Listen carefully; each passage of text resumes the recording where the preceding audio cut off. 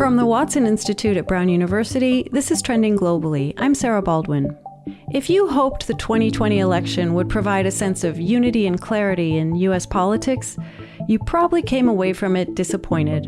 And in an effort to figure out who voted for whom and why, many politicians, activists, scholars, and journalists seem to be splitting up Americans even further. Urban and rural, rich and poor, college-educated and not. One person who's not so interested in this cataloging of divisions is Watson Senior Fellow and former North Dakota Senator Heidi Heitkamp. Instead of looking at urban progressives or rural conservative Democrats, guess what? The people that we serve, they want good educations for their kids. They want their parents to have good health care as they're aging. They want to make sure that no one lives in poverty. They all want the same thing. And we should be focused on our goals, and then how do you deliver those regardless of where you live in this country? As the Democratic Party faces a divided government and nation, Senator Heitkamp is someone many people are turning to for ideas on how to move forward. On this episode, we talked about the election, of course, as well as the strategic and philosophical debates that are happening right now within the Democratic Party. I started by asking her to help make sense of why Trump isn't conceding the election and why so many Republicans are going along with him. Here's the senator. What we really have seen with this election is where Joe Biden will break records, probably end up with 6 million more votes in the popular vote count than Donald Trump. Donald Trump did very well. And he now is the Republican Party. And so all of these Republicans know this election's over. But they know that if they step into it and don't kind of end well with this president, that's going to have consequences into the future. I think that one of the results of this election is it has solidified the Republican Party as the party of Trump. Yeah, I guess there was some hope that the cult of personality would emerge as being that. But I can't imagine that there aren't Republicans who would like to go back to being normal Republicans. Oh, I think there are. I mean, I always kind of divide the Republican Party into three parts. One is the institutional, free trade, low taxes, Chamber of Commerce, reduced regulation folks. The second one are the Tea Party, kind of the hardcore conservative, don't spend money, welfare reform, hate Obamacare.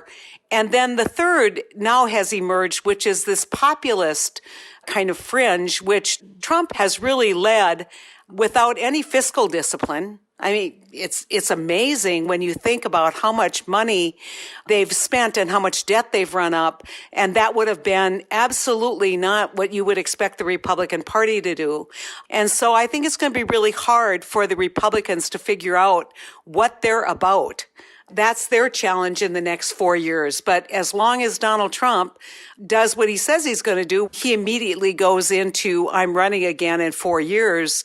And everybody in the Republican world has to then pay attention to him, understand that his 70 plus million voters care about him, and they're going to listen to what he has to say. So he's going to be a dominant feature in the Republican Party. I will say this about the transition. Joe Biden has, I always had high expectations for Joe. He's a good friend, but he has exceeded, I think, almost everybody's expectations, mainly by demeanor. It's like, okay, fine. He doesn't want to give me the money. We'll do it without the money. He doesn't want to give me the briefings. That's okay. Let's just all calm down. I'll be the president come inaugural day, and we'll fix what we need to fix in this country. And he really has not taken the bait in a really positive way. And I think over the last 4 years, we have all taken the bait. I mean, how many times have we all woken up and said, oh, he can't, oh my God, oh, whoa.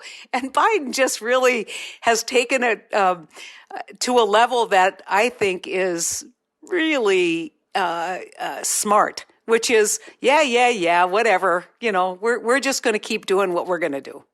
Well, so speaking of the election, the results, as we know, did not deliver the landslide that many had predicted for Democrats. And what do you think the Democratic Party can learn from that?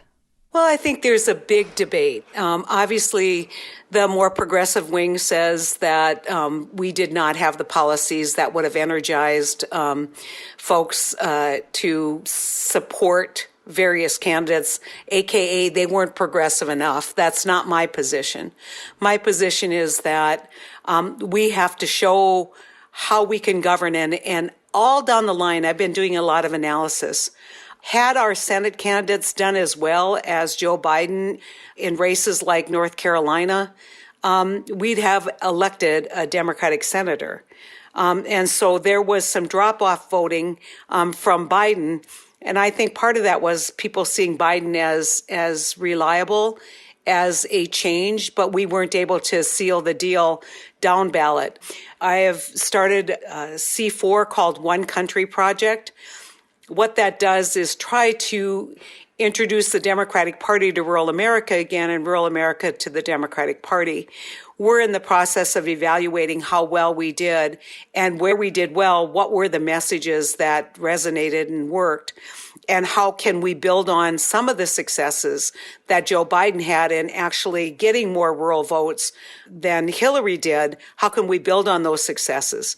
Now, there's a big caveat there, because yes, Joe Biden got more rural votes, but so did Trump. And so Trump outpaced Joe Biden in many, many rural counties. And so we're going to have to evaluate that. And I don't have any data, although I can tell you that defunding the police and labeling Democrats as socialists had an effect in rural areas.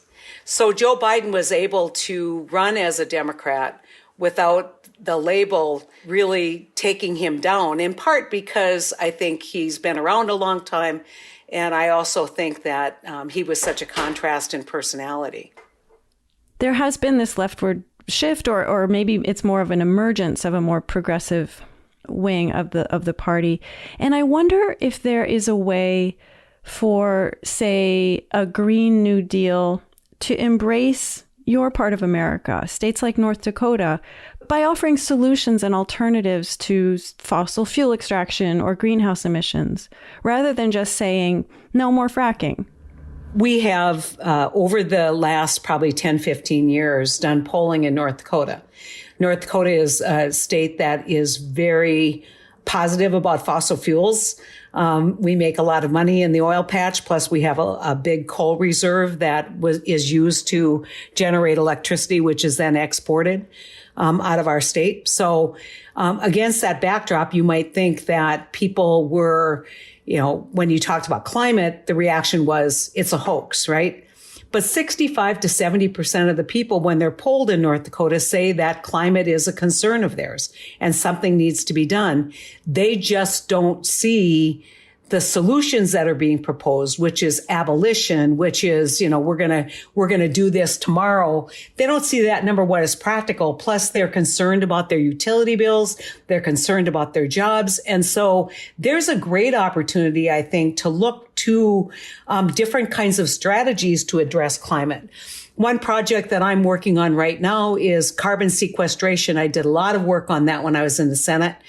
Did a bill that expanded the tax credits for capturing and containing CO2, because every time you turn the soil over, you release carbon. So what can we do that is going to, number one, be great for soils, but also get the support of farmers in a way that you're talking about, which is a carrot, not a stick. It's not mandating this is what we're going to do. It's that here's a solution, and this can be something that you can participate in and can make a difference in terms of your livelihood. So at this point, I guess we won't know until January which way the Senate is going to go. But let's say if Republicans do retain control of the Senate, do you think Biden should use executive orders as liberally as Trump did to get his plan into action? I think it's inevitable. And I can't tell you how many lectures I had to listen to from people like Ted Cruz about Obama's executive orders. Now, Trump put executive orders on steroids. And I think the expectation is, look, you guys didn't have a lot of complaining when Trump issued these executive orders. This is what's going to happen. Now, do I think that's a good way to govern? The answer is no. The Republicans may have a newfound love for Article 1 powers, but they've really lost the moral high ground in the last 4 years. There's a push among, let's say, urban progressives to make Puerto Rico a state, make DC a state, to change the makeup of the Senate. What are your thoughts on that? Well, I think that both of them should be a state. I think that people who live in those jurisdictions deserve representation. They're Americans.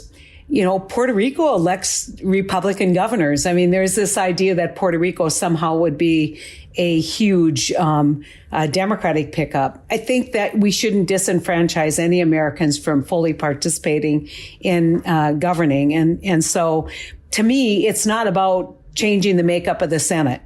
It's always be careful what you ask for. When Hawaii and Alaska came in, Alaska was perceived to be the Democratic state and Hawaii the Republican state. That flipped. And so, these are long-term solutions and not temporary political outcomes. When we started One Country Project, a lot of people thought we should call it the Rural America Project, Rural Democratic Project. And I said, no, I want to call it the One America Project, because instead of looking at urban progressives or rural conservative Democrats, guess what? The people that we serve, they all want the same thing.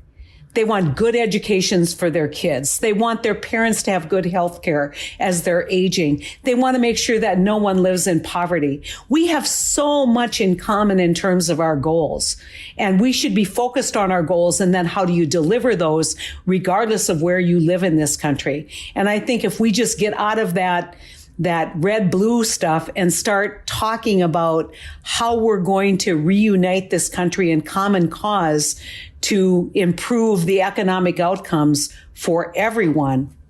You've been in public service for a long time, and that brings up two questions for me. One is, why did you go into politics in the first place? And how have you retained your good nature? It's interesting because I didn't start out in politics. I started out in public policy. As a college student, I was very involved in, just to age me, in North Dakota's ratification of the ERA. I mean, back in the 70s. And then taking a look at what was happening, we had landfills that were spontaneously combusting. You couldn't eat the fish out of the Great Lakes. And we saw this emergence of the environmental movement. And so I became very involved. In fact, I have a specialty degree from Lewis and Clark in environmental law. And my goal always was, as you look at how you can address the challenges of the externalities, right? Which is the air that we all breathe. And now this challenge and this crisis of climate. How do you develop strategies to fix major problems like that? What happened for me was I worked on Capitol Hill for something called the Environmental Study Conference, which was a Hill group that studied environmental law and did briefings. And then worked at EPA. And a funny thing happened on the way to implementing public policy, and that was called an election. And then all of a sudden, all of that progress that had been made on clean air and clean water really was being challenged at the time by the Reagan administration.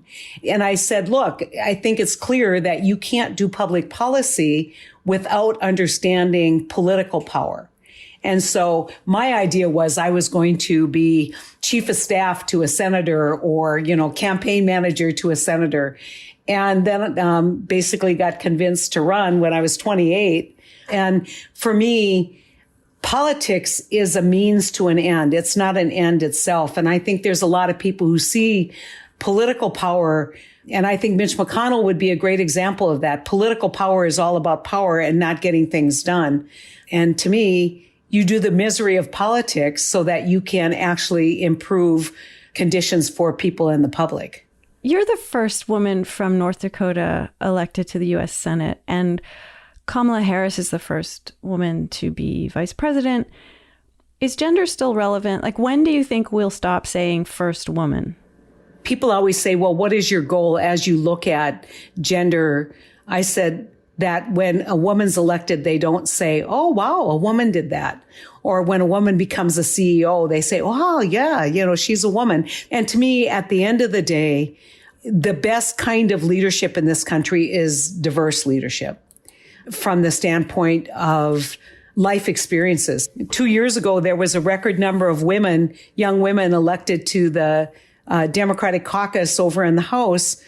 I wanted to remind people, don't just look at them as women. They're young moms.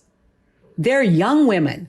They come from the military. They come from the CIA. Look at their life experiences. Do not just pigeonhole them into one kind of dynamic. And I think that the arc of the life experiences, whether it's in Kamala's case, being the daughter of immigrants and coming from a position of power as a prosecutor and as a state AG, that's just as important as her being a woman, or her being an Asian woman or an African-American woman.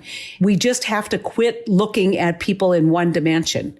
And one of the things that I think I brought to the Senate wasn't just that I was the first woman. I grew up in a town of 90 people. Rural America is what I know. And there aren't a lot of people who had that life experience. My dad didn't get to go to high school because he had to work on the farm. And my mom, worked her whole life. And so I think these are the things that define me as much as being a woman.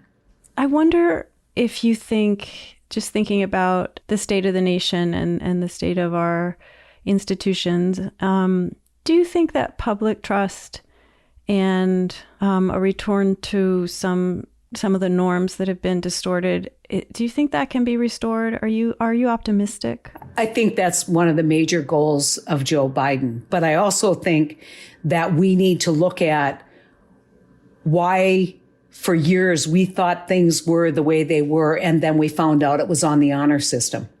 I don't know how many times I said, well, he can't do that. And then you'd look, yeah, he could, as long as there was no checks and balances, as long as there was no kind of reply or response. And so Trump has upended all of that. And so there needs to be a firewall, a legislative firewall, a protection built in to these norms and institutions. Another great example is using the White House for political purposes. I mean, because it's never been done. And then you find out just because it's never been done doesn't mean it can't be done. I think Joe Biden is an institutionalist. I think that he is running to reestablish these norms, but I think it's also incumbent on Congress to take a look at where do we need to strengthen these guardrails. You've been named as a possible candidate for Secretary of Agriculture in President Biden's cabinet. Do you have anything to say about that? I've spent my whole life in rural America.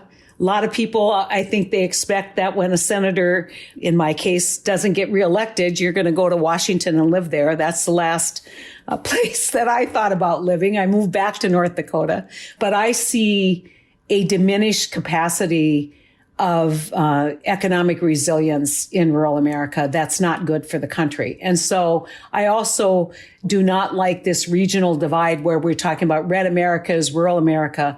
And I know both the president-elect and the vice president-elect very well.